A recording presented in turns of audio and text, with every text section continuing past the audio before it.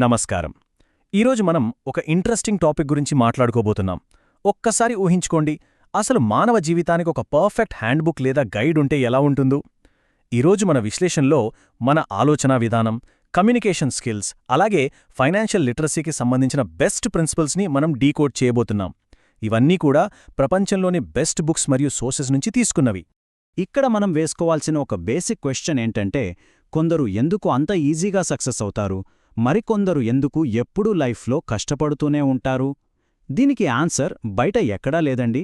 అది కేవలం మన ఆలోచనా విధానం మరియు బయటి ప్రపంచంలో మనం ఉపయోగించే కామన్ సెన్స్లో మాత్రమే దాగి ఉంది. దాన్ని మనమెప్పుడు డీటెయిల్డ్గా చూద్దాం. ఈరోజు మన అనాలిసిస్లో మెయిన్గా 5 విషయాలు కవర్ చేయబోతున్నాం. అవేంటంటే ఆలోచనల శక్తి, మన పక్కనుండే మనుషుల వ్యక్తిత్వాలను అర్థం చేసుకోవడం, కమ్యూనికేషన్ రూల్స్, ఇన్వెస్ట్మెంట్లో కామన్ సెన్స్ ఎలా వాడాలి, మరియు ఫైనల్గా సక్సెస్కి పనికొచ్చే కొన్ని బెస్ట్ బుక్స్. ఇక లేట్ చేయకుండా టాపిక్లోకి వెళ్ళిపోదాం.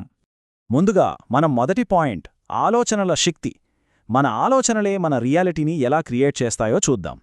జేమ్స్ ఆలెన్ రాసిన యాజ్ ఏ మ్యాన్ థింకెత్ అనే బుక్ బహుశా మీలో చాలామంది వినే ఉంటారు.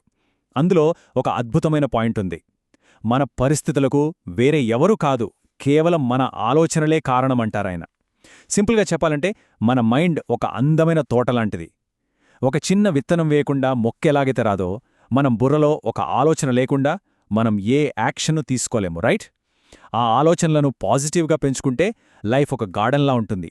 వదిలేస్తే పనికిరాని కలుపు మొక్కల్లా తయారవుతుంది. ఇక్కడ ఈ 2 రకాల మైండ్ సెట్స్ను ఒకసారి అబ్జర్వ్ చేద్దాం. ఎప్పుడూ అశాంతిగా అంటే టెన్షన్గా ఉండే మైండ్ ఊరికే చిన్న విషయాలకే ట్రిగర్ అవుతుంది.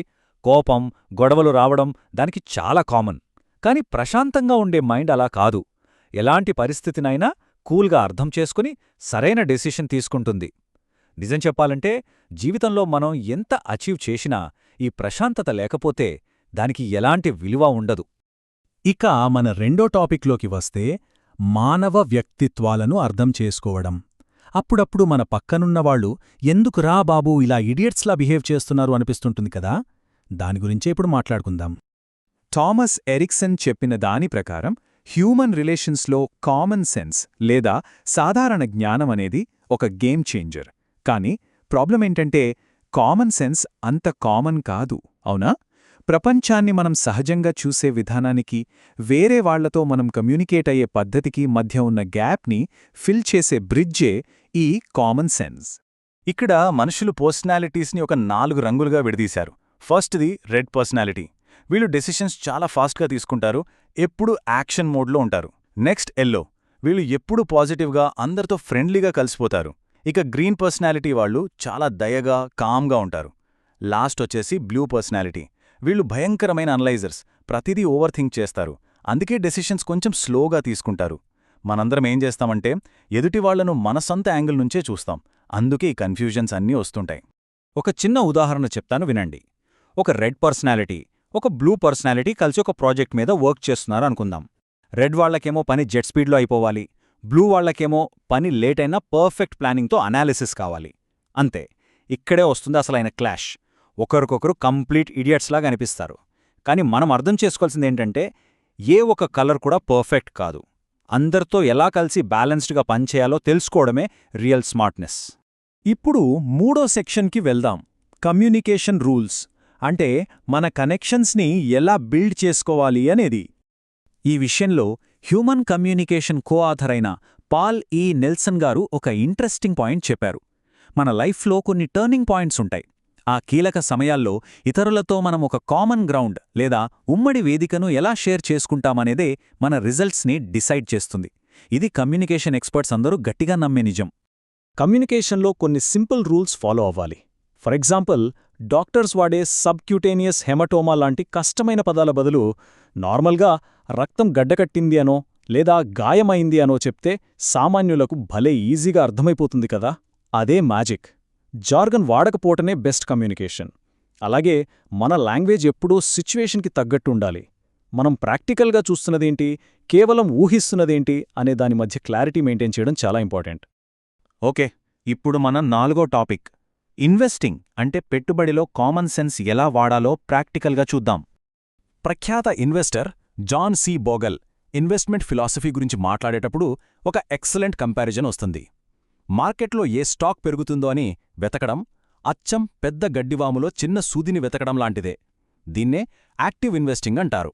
ఇది చాలా కష్టం, పైగా ఫీజులు కూడా ఎక్కువే. దీనికి బదులుగా ఒక సింపుల్ ఇండెక్స్ ఫండ్లో ఇన్వెస్ట్ చేసి ఆ గడ్డివాము మొత్తాన్ని కొనుక్కోవడం అనేది నిజమైన కామన్ సెన్స్ కదా. దీనివల్ల మన రిస్క్ ఆటోమేటిక్గా తగ్గిపోతుంది. ఇక్కడ మనం తెలుసుకోవాల్సిన ఇంకో ఫినాన్షియల్ ట్రిక్ ఉంది. అదే రివర్షన్ టు ద మీన్. వినడానికి ఏదో పెద్ద పదంలా ఉంది కానీ సింపుల్ అండి.